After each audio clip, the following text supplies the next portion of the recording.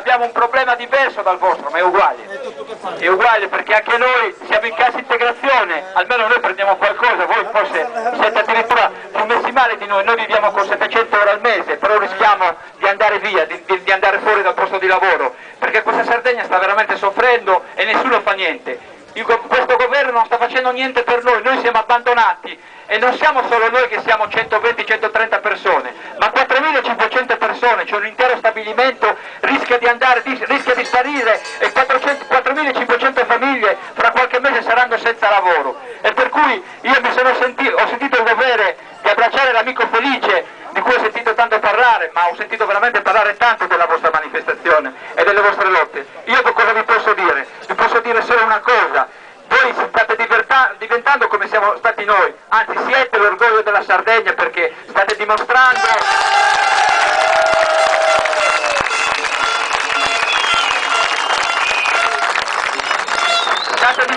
che il sardo, il vero sardo, perché secondo me il pastore, non tanto noi, il pastore è il vero sardo, perché l'economia della Sardegna dipende dall'agricoltura e dalla pastorizia, non può essere abbandonata. State dimostrando che non avete perso la voglia di lottare e state facendo quello che è il nostro slogan, che chi lotta può perdere e chi non lotta ha già perso.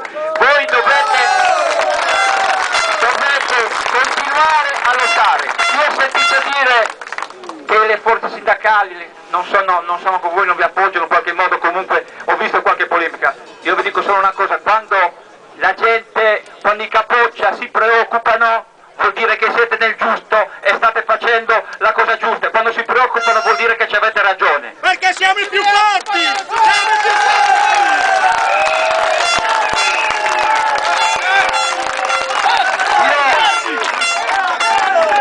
Io vi dico solo una cosa, perché non la voglio fare lunga. Noi ci sentiamo, lavoratori dell'industria, ci sentiamo uniti con voi, perché stiamo difendendo tutti, innanzitutto la nostra dignità, la dignità personale della nostra famiglia e dei nostri figli. Stiamo difendendo un posto di lavoro. Io conosco i vostri problemi ed è una vergogna che siete costretti a vivere così da 15 anni senza che nessuno si muova. Quindi cosa vi dico? Venite quando volete all'Asinara, venite alla Torre, noi saremo quando ci chiamate, anche quando no, saremo sempre con voi a fianco, perché i lavoratori dell'industria devono lottare a tutti gli altri lavoratori e quelli della pastorizia. Siamo tutti nelle stesse acque, abbiamo tutti gli stessi problemi, per cui siamo uniti e continuiamo a lottare insieme. Noi non molleremo, ma sono convinto che voi non mollerete, perché siete tosti come noi. Grazie a tutti.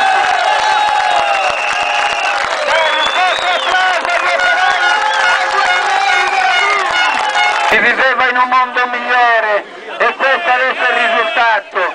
Quando prima hanno fatto le ciminiere, adesso hanno spento di fumare queste ciminiere. E adesso anche il nostro settore di nuovo sta facendo questa fine, piano piano, in silenzio.